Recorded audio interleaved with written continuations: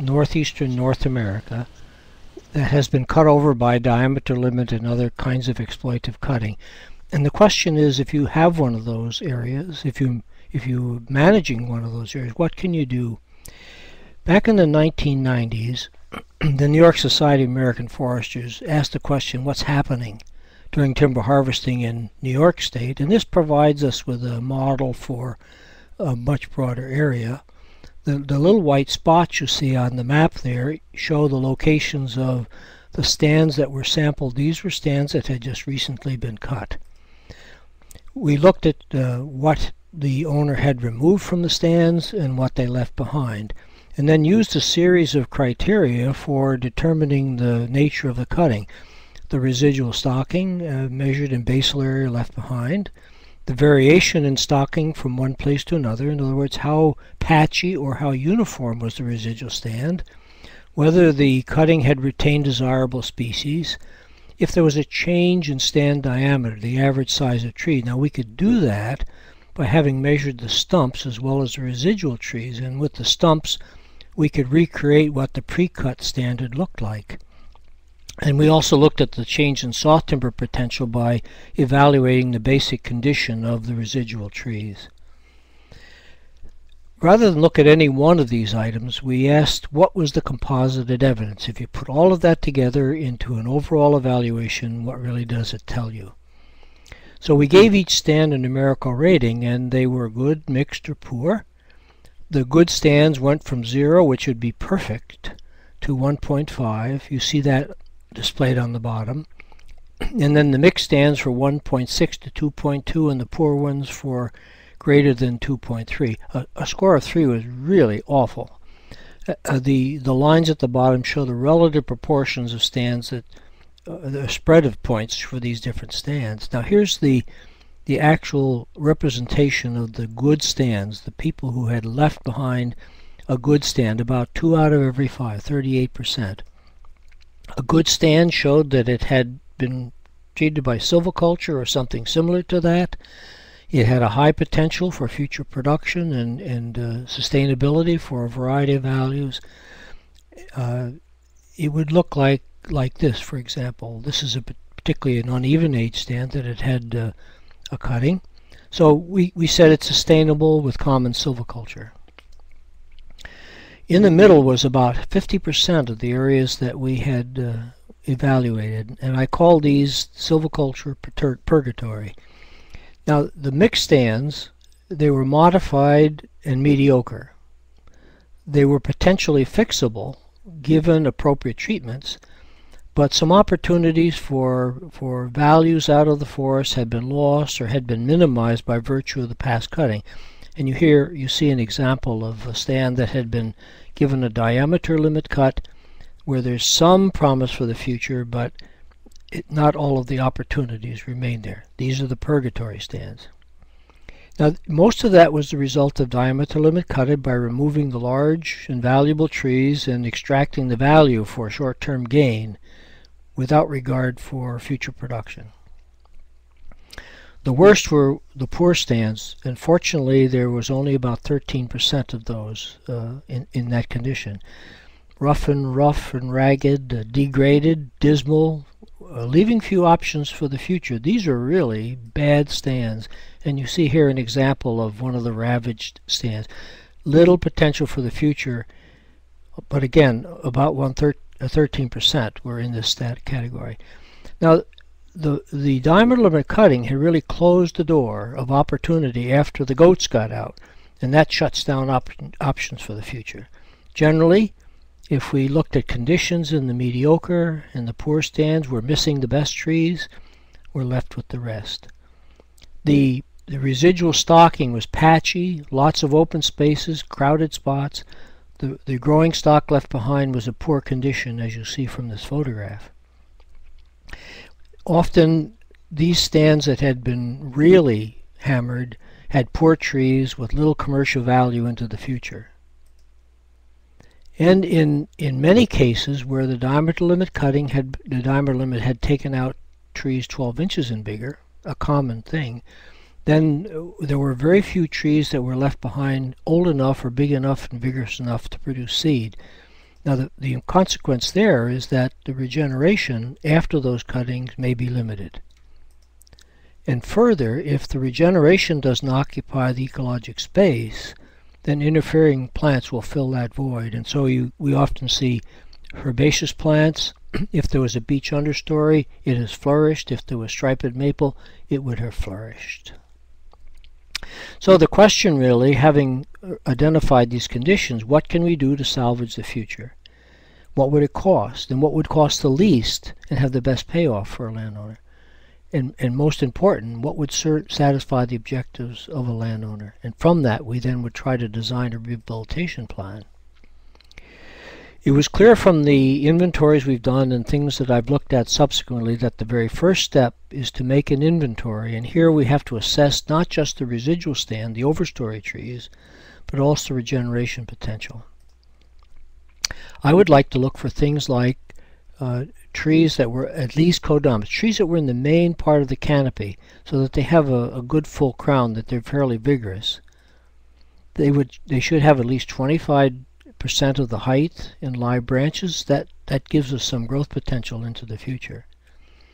We don't want to have epicormic branches or what people call water sprouts off the sides of the bowl. Those will be released. Those will grow rapidly after a diameter limit cutting, and those will degrade the tree. We don't want to see holes or fruiting body, fungi, signs of fungi on the main bole of the tree. That indicates internal defect. And we'd like to see fewer than 25% of the major branches dead or dying. Dead or dying branches in the main canopy are a sign of poor vigor. And they should not be leaning more than 10% off vertical. Leaning trees are high risk to be loaded with snow and to break and blow down. So an inventory will probably reveal that in cutover stands we don't always have the best trees available, but we have to work with what's there. We have to try finding trees with some promise and then seeing what we can do to manage them into the future. One comment about the regeneration. On the left you see a picture where there's a dense beech understory. And dense beech, striped maple, hop hornbeam, or ferns will prevent the regeneration of desirable species. On the right you see a stand that's lacking a beech understory and how the understory is filled with both trees and herbaceous plants. We'd like to see the condition on the right, not the condition on the left. And if we find the condition on the left with an interfering understory, then we must take steps to remove it. So the idea of evaluating the understory is to plan ahead for regeneration of a new age class to replace the bad trees that we want to take away. So let's consider two cases. One where there's some good residual trees. These would be the mediocre stands. And one where there's very limited promise. Those would be the poor stands. I'm not going to consider the ones that have a potential to be operated by standard silviculture. Even though they may have a low residual stocking, we still can apply traditional silviculture in those good stands. Alright, let's start with the stands that have some residual trees that have reasonably good quality, but yet they're not sufficient for full site utilization. But we want to keep what's there and try to work with them into the future. For those of you who are familiar with relative density charts, ways that we can evaluate even age stands, these would be stands with less than 45% relative density. Now that means that there's not enough trees to fully occupy the site and fully produce the amount of volume that can be there. In fact, it's not likely that within a 15 or so year period the stand would grow up to that full potential. So we're really working here with understocked stands. What would be an objective? Well, retain the best trees so they develop into the future, and then create a new age class beneath them. Let's look at two different kinds of stands, even-aged ones represented on the right, and the uneven-aged on the left. What are we going to do? We want to find and release the residuals, leaving them at wide spacing. We want to concentrate the growth potential on those fewer trees at good spacing. We want to release any desirable regeneration so it will grow and develop and fill in between the residual trees. We want to have a uniform distribution of those residual trees and the new trees as well, so that we get the site fully occupied. That means not having places that don't regenerate. Alright, in the even age stands, if we've got a component of decent trees, we can leave them at wide spacing. I would like to see them uniformly distributed as an ideal condition. That would, and in the process we want to do things to set the stage to regenerate a second age class. So a stand might look like this after a rehabilitation treatment. Really wide trees, good spacing between them, good uniform distribution. Trying to leave some trees that will serve as a seed source as well as grow into the future. Here's another example. Wide spacing, looking for an understory response that would include regeneration with seed falling from the overstory trees. Those conditions would move us to a two-aged stand. So you see at the center right a big tree, that's one of the residuals, and around it we find the second age class. This is would be the ideal for moving into the future in a way that's sustainable. Well, then you ask how many trees. And the quick answer is all you can leave, all the good trees that you find. But really that's kind of unrealistic to with stands that are so heavily cut over. Let me make a couple assumptions here. Let's say we want to have 1/2 of the crown canopy covering the ground from each age class. That is, the residual trees would have 50% canopy cover, and that would allow the new age class to occupy 50% of the area. Let's say that we would like to grow the residual trees to about 16 or 18 inches before we take them away.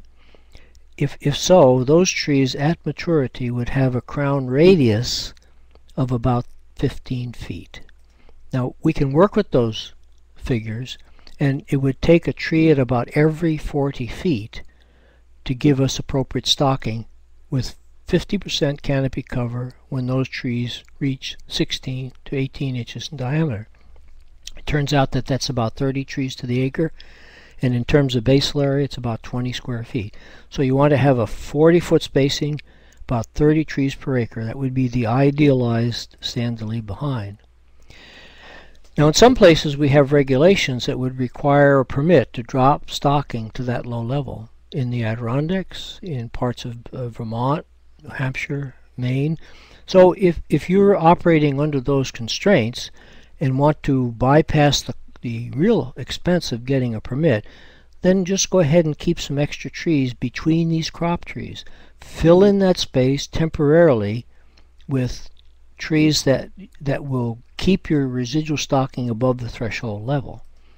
A stand might look like this, with one's closer spacing, maybe some marginal trees that don't quite fit the long-term goal, but they'll give you that minimum amount of basal area so that you do not need a permit, and then you can come back in after the understory develops, after the new trees reach size so that they contribute to total stocking, take away the excess overstory, and you're on your way to two-age silviculture. Here's an example of that in a stand where the trees are not at 40-foot spacing, but they're left there to maintain a basal area above the jurisdictional threshold. And the plan then would be to come in after the new age class adds another 10 or 20 square feet of basal area and remove the excess overstory trees.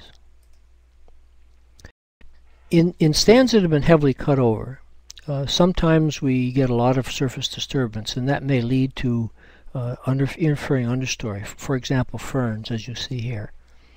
The general rule of thumb is that if interfering plants cover more than 30% of the ground area within a stand, then you need to control them. 30% or more of the ground area. That would apply to ferns, to striped maple, to beech. So here's a case where you have in the left-hand photograph striped maple in the understory. That must be controlled. On the right you have beech understory. That must be controlled. And notice that beneath these patches of striped maple and beech, just as beneath the ferns, there's no advanced regeneration. It won't develop through that dense understory cover. Well, we can eliminate that by herbicide treatments. This is an example of mist blowing using a cord, which is glyphosate. It's blown on at a control rate. Now remember that these chemicals are regulated by EPA, and that in New York State and in many other states, to have someone apply it, they must have a commercial pesticide applicator's license, following all the rules. But a treatment like that will eliminate the understory beech, eliminate the understory striped maple, eliminate ferns. Then you're on your way towards establishing advanced regeneration. Let's think about uneven age stands with multiple age classes. If the diameter limit cutting had taken out all the saw timber, all trees say 12 inches and bigger, then you will have none left. And then you have to work with the pole-sized trees and the sapling-sized trees to try to adjust the spacing amongst them to begin to develop a proportion of trees in one size class versus the other. So try this. I would leave 2/3 of the basal area behind in pole trees 6 inches to 12 inches, and uniformly space them. I keep as many large poles as I could, those that are just below saw timber size. That means they'll grow into saw timber size sooner and get into an opportunity to do a timber sale in that stand a lot quicker than if you have only really small trees. Here's an example of a stand that has been reduced to poles and smaller. They've been spaced out. Notice the gaps. That's common in cut-over stands. But this now has positioned the stand to grow and develop into the future. And our concern in this case is to control that grassy understory, the herbaceous plants, so that we can begin to develop a new age class beneath the residual trees. Let's assume that you have a stand with some saw timber left. In this case, I would adjust the spacing of all the trees, saw timber, poles, saplings. For the larger trees of saw timber size, keep them at wide spacing.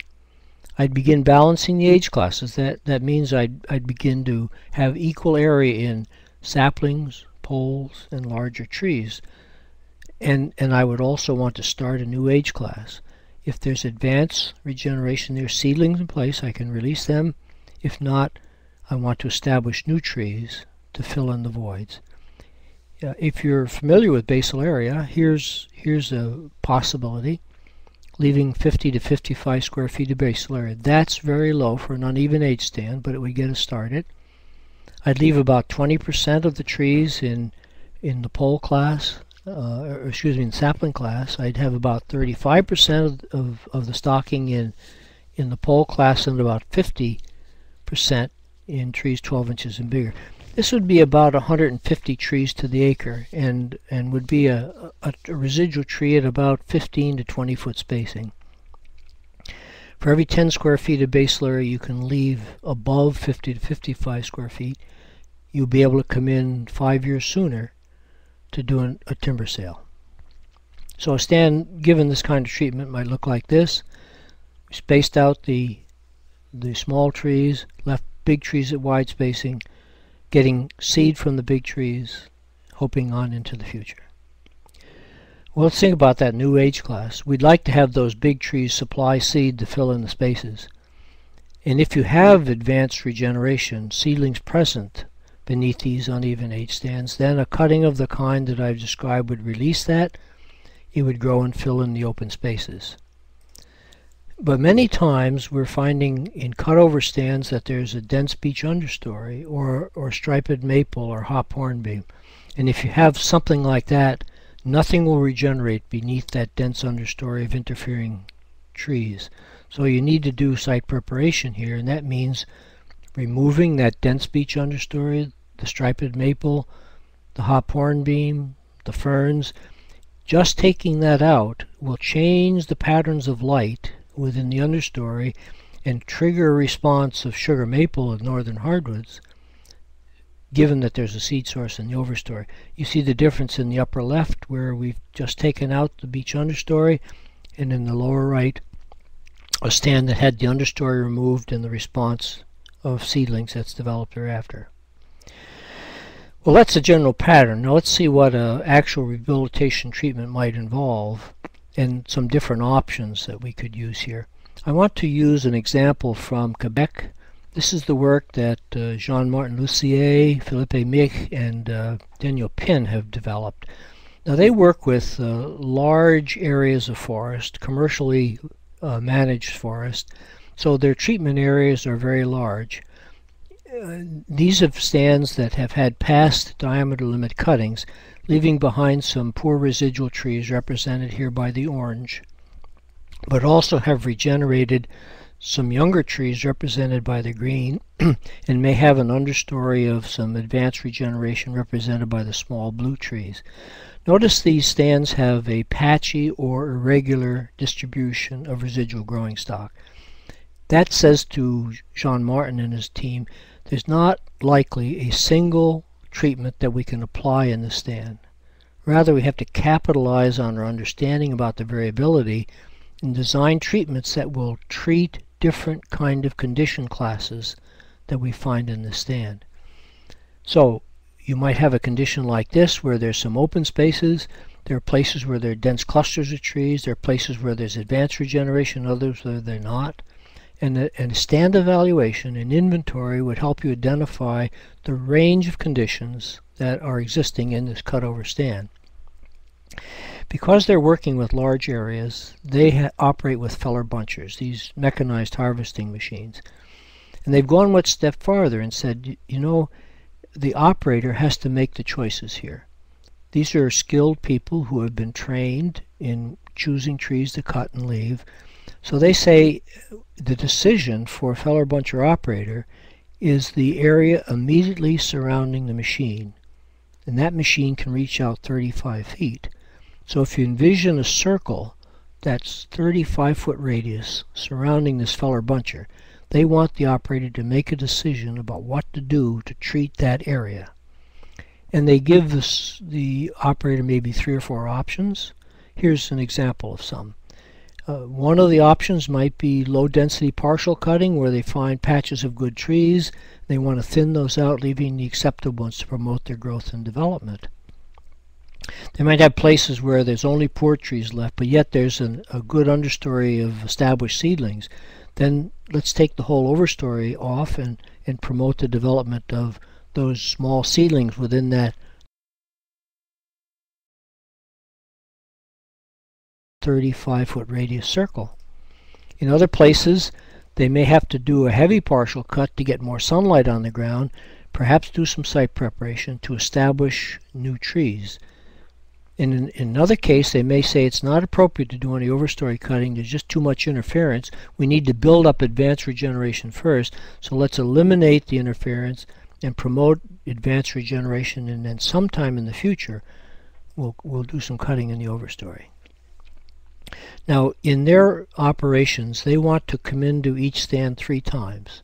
So they'll treat 1/3 of the area with the first entry and then do the other 2/3 with second and third entries.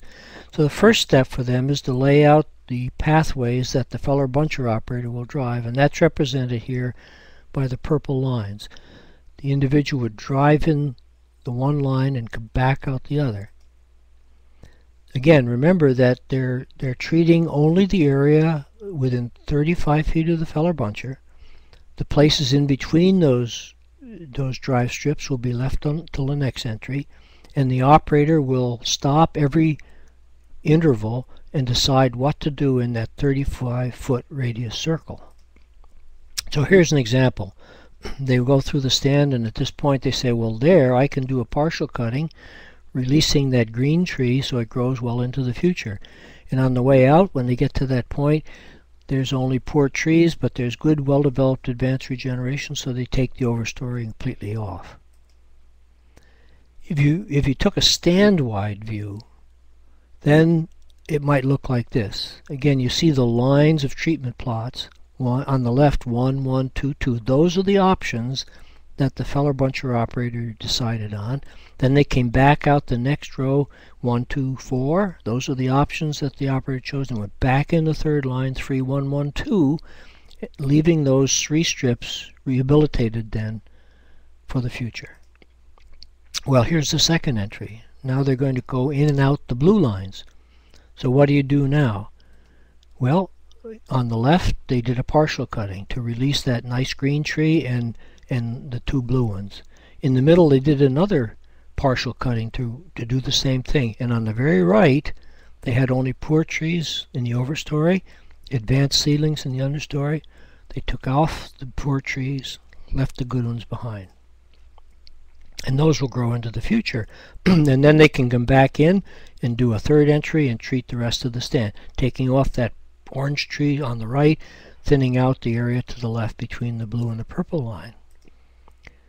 So when they get finished with this process, they have a stand that would look like this, with some places that are cleared patches, other places that are stocked with trees of different ages, and they can practice a combination of single tree selection system and group selection system into the future. This is all based upon having first made a careful assessment of the stand conditions, having then developed a series of prescriptions, and having applied those from place to place as appropriate to what the operator found. They're integrating different rehabilitation alternatives using their imagination and science to best treat the stand. So, with stands of some promise, trees of promise, then we have the option of controlling spacing and the stocking, regenerating the voids, rehabilitating the stands for a better future. Now let's look at the poor stands. These are the 13% that really were ravaged. Very few acceptable trees. They're mostly poor. They have low vigor and produce little seed, and that's a catcher for us, that we cannot often depend upon them to produce seed to establish a new age class. They might look like this. Very patchy, very poor, very little promise. Well, an objective might be to remove the low-grade remnants and to take measures to create a new age class. Now this is often complicated because you may find very few acceptable trees to leave. That means you won't have a seed source. You may have very little growth into the future except on the new trees. There's little volume to take off for timber sale to pay the costs of doing the rehabilitation. There's few seedlings present, so you can't release them, and there often is a lot of interference because these heavily ravaged stands have often had their second or third diameter limit cutting, and the operations have not been careful and have disturbed a lot of the surface area. It might look like this. Just absolutely terrible. Well, what must you do? Clean off the dregs. You've got the open space for regeneration. I would leave any suitable trees that might serve as a seed source, that might grow larger and provide some product into the future, that might provide some habitat value. I would do site preparation, that is, I'd reduce the interference by getting rid of the herbaceous plants that interfere, the ferns that interfere, the beech and striped maple that interfere, and I'd plant the voids because they may not be a seed source. In stands like this, if you cannot do a timber sale, if you cannot get enough volume for even a biomass operation, it's sometimes least expensive to inject the trees with herbicides. And for injecting most species, you have a variety of choices. With beech, you should use glyphosate or a cord because that moves into the root system and prevents sprouting or root suckering. Don't forget those small trees. You can often do those best by a basal spray treatment. But again, these single tree treatments are cost effective only when there's less than 400 per acre of them to treat. If you have more of them, then you have to go to a herbicide treatment by mistblowing. Here's an example of a stand. Notice there are 3 trees there that I marked for the next. They come out. They're dregs. There's no promise for the future. In the left of center, towards the middle ground, there is a tree we can leave for the future. Notice in the right center in foreground, we have to spray that for interfering plants to get rid of the ferns. And in the distance in the center, there's a patch of beech, and we have to reduce that so we've got chance for regeneration. So there's a multiple of treatments that have to be applied within this kind of stand. If you have access to feller buncher, if there's a biomass market, then sometimes we can do the rehabilitation treatments in what I call a cost-neutral way. Here's what I mean. We're not making a profit. That happened in the past. Someone took the value out of the stand. We're left with the dregs. But we may be able to give the wood away to get the cutting done. We may be able to get enough value to reinvest in the site preparation or to cover part of the cost of tree planting. So our goal in these cases is to make the treatment cost neutral so we don't end up with a huge investment that has to be compounded into the future. Now sometimes you're lucky and find advanced regeneration. And if that's the case, and if there is sufficient volume to sustain a commercial operation, then we can take the overstory off in a single step. We call that clear cutting. And if there's advanced regeneration present, if that advanced regeneration includes, let's say 1,000 that are at least knee high, then you probably have another 40 to 50,000 that are smaller. Then you could take the overstory off. If you walk through a stand and without really looking for it, you notice knee-high advanced regeneration, you probably have 1,000 to the acre. Then you can take the overstory off in a single step, and that ends your rehabilitation. You would end up with a stand like this. Here's an actual case of a degraded hardwood stand that had advanced regeneration. We took the overstory off, replaced it with a new stand of good quality and good composition. Now if you don't have that advanced regeneration, or it's too sparse, and there's no reliable seed source, then you have to look for other options. And that usually means investing in tree planting to get that new age class started. In stands of that kind, you often find there's an awful lot of interfering understory plants. These are herbaceous plants. The operators have driven all over the stand. You have this grassy field-like condition. You plant in that, you may not succeed. In these cases, the most cost-efficient way is often to mist blow with a herbicide. In the case of just having beech or striped maple, you could use glyphosate. That's a cord. If you've got ferns, you want to add oust to it. Remember that this has to be done by a certified applicator.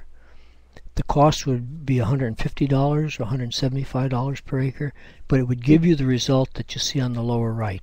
It would get rid of the interference and set the stage for what you could do a successful planting operation, filling in the space with tree seedlings, probably with a conifer species. We don't do very well in planting hardwood, so choose a conifer. Make sure it's fitted to the site. Fitted to the site, so you need to have someone evaluate soil conditions and choose a species that will grow well in your area, that will be free of pests and free of diseases. And that's going to be a real cost. But if you want to salvage a future in these really ravaged stands, that may be the necessary step. You see why it's better to find a cost-neutral way to accomplish the task. Try to get some revenues out. Try to find a way to not have to invest the full amount to rehabilitate these stands. Well, in reality, what might one of these really ravaged stands look like if we did a rehabilitation treatment? I draw this example from Maine. It's work being done by Laura Kentifick up at with U.S. Forest Service. These are in stands that originally had supported red spruce and balsam fir with some hemlock and white pine, and limited amounts of red maple and aspen and birches, and they were given a series of diameter limit cuts. The result of that is that very few conifers, a lot of gray birch, a lot of paper birch, a lot of aspen, many trees of poor form, totally transformed from the original spruce fir condition that they started out with. This shows you an example of the quality of the red maple that has filled a good portion of the stand area. Multiple stem, very little promise for the future. So the question is, what do you do in these cases? Well, the rehabilitation plan that Kentifick and the team came up with included these steps. Where she could find a good quality paper birch or single-stemmed red maple or an aspen at 15 or 20 foot spacing, we would do a crop tree release by removing all the trees touching the crowns of the crop trees. If there was a red spruce or a hemlock or a pine in the main canopy, use that instead of one of the hardwoods. Keep any understory conifers. Don't necessarily release them specially, but keep them there for the future. Thin out patches of conifers. There were patches of spruce and fir left behind. Thin them out, favoring the red spruce because they're longer live species. And where they have those great big massy red maple clumps, get rid of them. Where there's gray birch, get rid of it. It has no promise for the future. And then plant those cleared areas with a mixture of red, white, and black spruce. That's apparently a preferred mixture in Maine these days. Up in New Brunswick is too. This shows an example of the area where paper birch occurred at reasonably good spacings, and I've marked with the yellow arrows where you see the paper birch trees. This is the yellow circle surrounding the crown of a paper birch tree. You see the stem of it coming from center right into the middle of the photograph. Any tree whose crown touches that yellow circle, we want to get rid of it. That will free up that tree to grow and develop into the future. It would look like this if we did the cutting. Widely spaced trees left for the future. In these areas of clump maple, now if you have a biomass market and you can get someone to come in there with a machine and cut it down and chip it up, that would be great. You might get some benefit, financial benefit out of that. And then in those cleared spaces, planting spruce tree at an appropriate spacing. In the little patches of conifers that are there, thin those out, favor the red spruce, favor the hemlock. Those are the long life species that we can retain in the future. So after the treatment, a stand might look like this. The white circles are the hardwood crop trees that have been released, primarily yellow paper birch, maybe a few red maple single stem trees. The green circles are residual conifer patches that were thinned to a uniform spacing. And the triangles are the places planted with spruce after clearing away the gray birch or the red maple clumps. So again, the key here is understanding the condition of the stand through an inventory, identifying a series of treatments that would fit the patchy, irregular conditions in the stand, and then treating that variation in conditions there based on a careful assessment, based on imagination, and based on the understanding from science. Well, all of these rehabilitation treatments we do hoping to recover from past exploitive cutting. But remember that this remedial work is done at a cost. The real values from these stands were taken out in the past. So it will represent a commitment by a landowner. The past has robbed us of a chance to do it profitably now, and even to break even in some cases. But if you ignore the problem, it just passes that problem on to the next landowner. And in fact, unfortunately, we're seeing many properties where this has been done. The owner has exploited the resources, has depleted the resources, and then simply dumping it off to someone else. So I would urge you to do something if you have inherited a cutover stand. Look for good trees with good crowns and boles. Keep the best, cut the rest.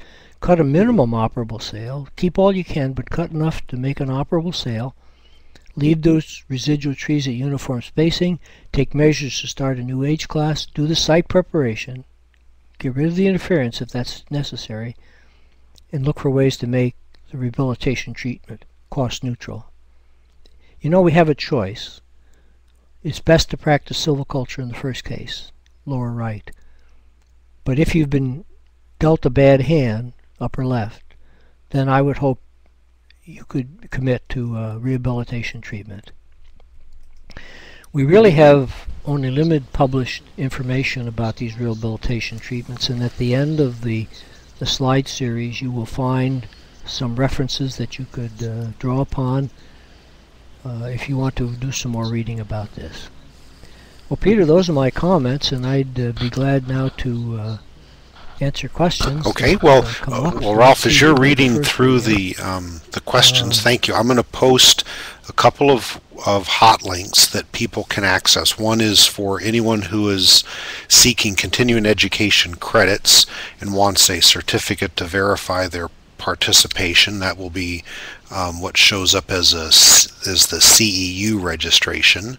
And then I will also post, you can see it here, The second one is called the Webinar Evaluation Survey, and that's I can't stress enough the need for people to complete, especially that second link. And I will post also, you have a presentation or your publication, Ralph. Let's see here. Yes, it's in. It's a Forest Service General Technical Report that was the report of the conference on diameter limit cutting that Laura Kennefic and I published. It's a General Technical Report NE 342, and you can access that through the Northern Research Station. Yep, I put the link up. Click on Publication there in the center of the screen, so people will be able to connect to that. Okay, great. So with that, let's let me expand this dialog box a little bit, and people can start typing in questions, and I know that there were some from the beginning, so if you want to scroll back in the chat pod, you can find a series. Okay, let's see. The first one I see is from Bob.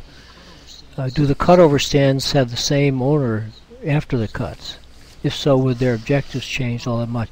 Well, a lot of non-industrial private owners have bought properties that have been cut over, and the question comes, what do we do now? I own the land, can I do something to rebuild for the future?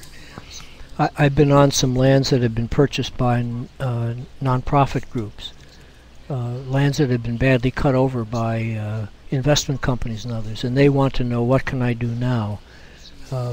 We see in the Adirondacks, for example, right now the Nature Conservancy has purchased some lands that were cut over, and they're trying to find ways to deal with those. Some cases, another investment company purchased the land and says, you know, we really would like to convert these into something that's productive for the future. So the ownership may be the same, and they've seen an enlightening, or they may be different owners who decide now they'd like to recover from what someone did in the past. Bob also wants to know about scarification. Actually, in hardwood stands, we do not want to scarify the surface. The hardwood species we have regenerate best in undisturbed organic litter. So we'd like to keep the skidding operations onto well-designed trails that are laid out, and keep them to 10% or of the total surface area. The advanced regeneration of all the species we have, even yellow birch, will develop in this undisturbed leaf litter if there is a seed source. And by not disturbing the leaf litter, we also reduce chances for accelerated erosion. Bill has 100 acres. It was cut over 2 years ago. Category 3. Sorry, Bill. Yeah, beaver dams. Well, I don't think the beaver dams have anything to do with being cut over. The beaver have proliferated all over, and if you have sites along water courses which they inhabit, they will dam them up and flood them. So I would advise you to get in touch with the local Department of Environmental Conservation or DNR conservation officer and explore with them opportunities for controlling the beach population. Bob again says that 20 square feet of base layer is pure. That's true, but you remember we're into a rehabilitation treatment, and we're talking about 20 square feet of base layer of relatively small trees. So when those trees reach that 18 or 20 inch diameter, they're going to be much larger. They'll have those 30 trees per acre will have about 50 to 60 square feet of basal area. So it's the immediate cutting, stocking of low basal area that would be desirable if you want to move to a 2-age condition. If you want to have some other kind of stand, then keep more than 20 square feet. I would probably want to see if I could keep all that I could. Let's see. Oh, could you do spot treatments? Yes. If you have only patches of ferns or patches of beech or striped maple, you could use a backpack mist blower. Now, to ease the physical effort, you could strap that on the back of an all-terrain vehicle or something and point the nozzle in one direction and then drive around the patch you want to control and blow the mist into that. Again, if you've got a lot of stems, then it's going to be cheaper to do it by mist blowing than it will be by individual stem treatments. I would not, Bob is asking again about planting both hardwoods and softwood. We have only poor experience in planting hardwood trees. And where they have succeeded, individuals have had to use oversized stock, often out of containers, and follow through the planting with periodic release from the other vegetation. The most certain thing is to plant conifers. The experience that I have is that if you plant conifers on cut-over forest land, you will see growth and development that exceeds anything we've experienced with plantations on old fields. All right, I'm glad that Troy likes Silviculture Purgatory. White Oak Acorns. The issue with oaks, white and red oak, for those trees to succeed, they have to grow long periods of time, develop a huge root mass and root collar below the surface, and then they keep dying back and sprouting until finally there's adequate light and there are these big root collar masses, and then they will grow up and develop. But they can, you know, you see natural oak regeneration in stands that have not been scarified or the surface has not been disturbed, and yes, they can germinate in undisturbed litter. Dave. Yeah, the harvester that Dave asked about, whether you could reach out there. The harvesters that I showed, you can reach between trees, so you can do partial cutting with them, and I've seen that done. Whether you take out patches of trees entirely or take out some of the trees in a partial cutting would be dictated by the condition of what you find there. And if you only have poor trees, dregs, undesirable growing stock, and there is advanced regeneration, it probably is better to get rid of that and establish a new age class. The illustration I showed with the harvester would move you to an uneven age condition. The latter example I showed would maintain an even age stand or something close to that. Yeah, Gordon is asking about applying. Is it Gordon? Wait a minute, it just moved on me. Oh, Stephen is asking about releasing the trees. Small trees up to about 4 inches you can remove by basal spray applications, or you can inject. If a tree is bigger than about 1.5 inches, you can inject it by using an axe cut in the stem and inserting the herbicide. For the basal spray, you have to use something like Garlon 4 mixed with oil, and you just put enough on to coat the tree. Now actually, if you have relatively few trees per acre and a small woodlot, if you take a little saw, one like you use camping, the kind that has the rippled cutting edge, not the teeth, and just girdle that tree, drag the saw around it to cut through the bark, and make another cut through about 1 inch below that, those trees will die within a year if they're less than 3 inches, and within a couple of years if they're 3 or 4 inches. So you can use different kinds of methods to control those small understory trees. Where am I now? I think Gordon has a question about the timing of research, timing of entries. Gordon, okay. Oh, between, yeah, in the case of Lucier's work, they were going to wait maybe at least 5 or 7 years before they came in. You could wait 10 years. It just depends on how patient you are. They wanted to reduce the burden of the owner, the operator, having to spend all their money on one stand that's needing rehabilitation while they couldn't treat good stands. So they were sort of bouncing back and forth with silviculture treatments in stands not yet ravaged and doing these rehabilitations, and that's why they did 3 entries. So you could operate those on 10-year intervals if you want. There'd be a lot of flexibility depending on what your objectives would be. deer herds, they're always a nuisance, aren't they? There's two ways to deal with the deer, at least two ways that we know about.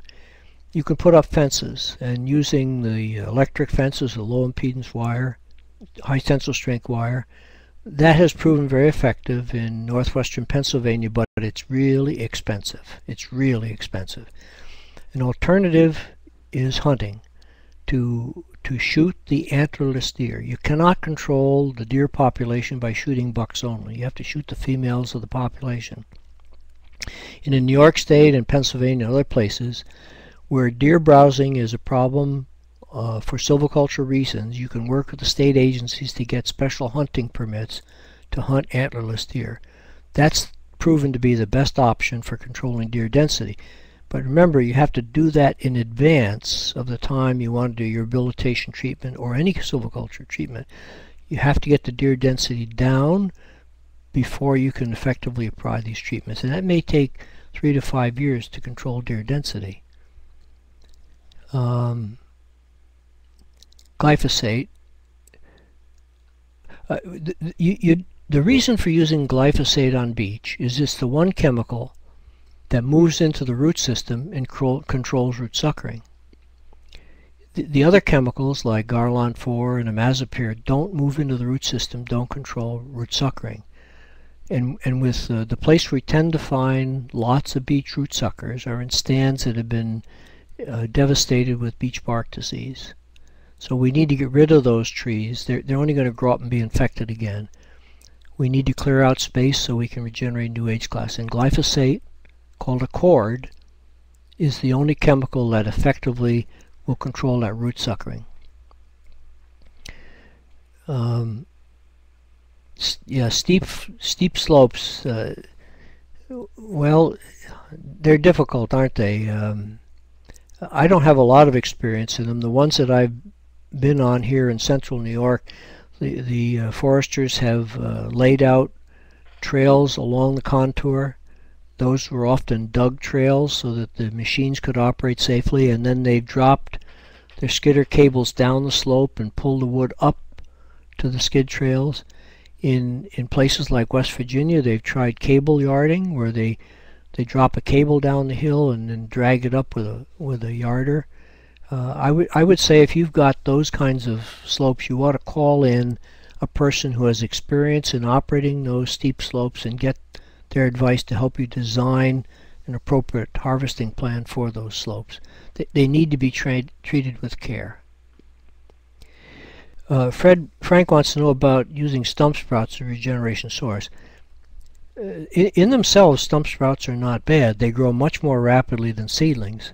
In fact, I think along the southern part of New York and northern Pennsylvania, in those areas that were long ago cut over for acid wood or charcoal, many beautiful stands with sugar maple, with white ash and black cherry regenerated. Many oak forests regenerated with stump sprouts. If you find there's only 2 of them, twins, maybe even triplets, but particularly twins, you can live with them. The key, though, you need to see that those sprouts are coming out at the base of the stump. The evidence shows that if those sprouts come from the base of the stump, you will not get rot moving into them from the decaying stump, and also they're pretty structurally stable.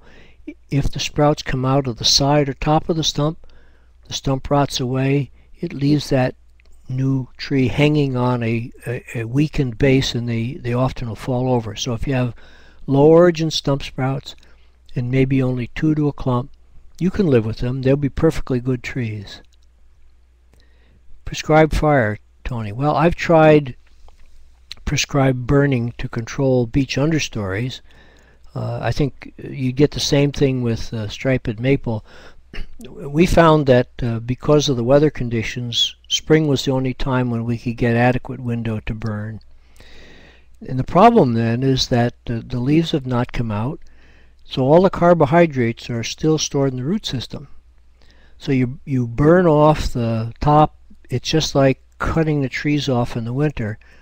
And then when the growing season starts, those carbohydrates in the root system and the chemicals that induce sprouting are thriving from the root system, cause all kinds of stump sprouts. So we went from having single stem beech to having multiple stem beech. The problem really got worse when we used prescribed burning to control beech understories. We went back 3 years later and burned the stands again and reduced the density and vigor of the beech, but it still was there. It may take 3, perhaps 4 prescribed fires using the surface litter to carry the fire.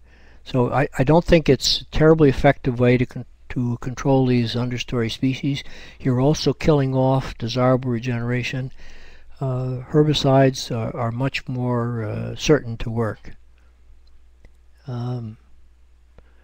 The problem with summer and fall burns, Bob, is that in the summer you have a leafy canopy which traps humidity under the forest, and you can't get a fire to burn at a high enough rate.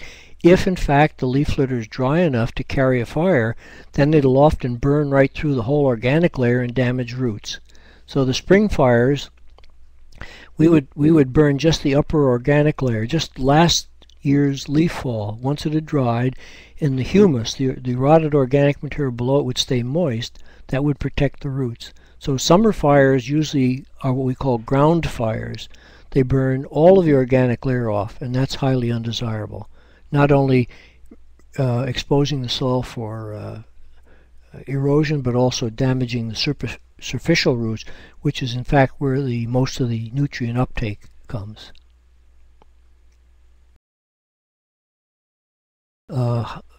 Fred is asking about the steep slopes again and the fact that these are high-graded stands. I think the kind of treatment that you'd want to do would follow any one of the options depending on the stand. The key on steep slopes is to control the disturbance of the surface, to control skidding, reduce and minimize the number of skid trails, maintain the organic layer. Tree cutting in itself does not trigger erosion. It's the movement of machineries up and down the skid trails that exposes mineral soil. That's what erodes.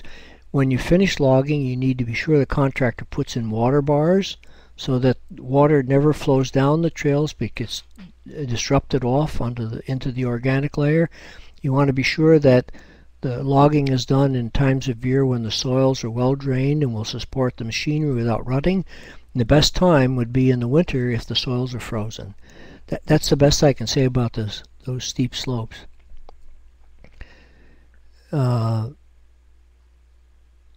Well, Bob is again saying it's so wet back east that we can't burn. We've tried, and the only time we can burn is when that leaf litter on the layer is below 20% moisture content, and the relative humidity is below 50%, and the wind is low, and we have ambient air temperature up above 50 degrees, and that combination is commonly not around except in the spring. And in the summer, if we get it, then we can damage the trees by having a ground fire. Okay, those are the questions, Peter. Well, Dr. Nyland, thank you very much, and thank all the participants, of course, for joining in. I will leave the I'll leave the website active, web conference site active for a few more minutes, and encourage you all, particularly to click on that middle hot link for the webinar evaluation survey, so that we can document your participation and report back to the people that provide the funding for this to keep these going. I'll also remind you that these webinars are recorded, and one of the nice things about holding all the questions till the end is that we can post one of the full webinars as a recording, and then also just capture the questions at the end as a supplemental recording. So for people that have most of you only saw one of the webinars, you can go back and see the questions on the other, which are oftentimes as informative as the presentation. So those are, of course, all available from my ForestConnect website. So with that, I will thank you all, and thank Dr. Nyland especially for a second wonderful presentation, and I'll look to see you all here May 20th for a presentation on and Peter, let's remind them that if they haven't filed their income taxes, they have only 4 hours to do it. So get at it, folks. That's true. 4 hours See you to next go. year.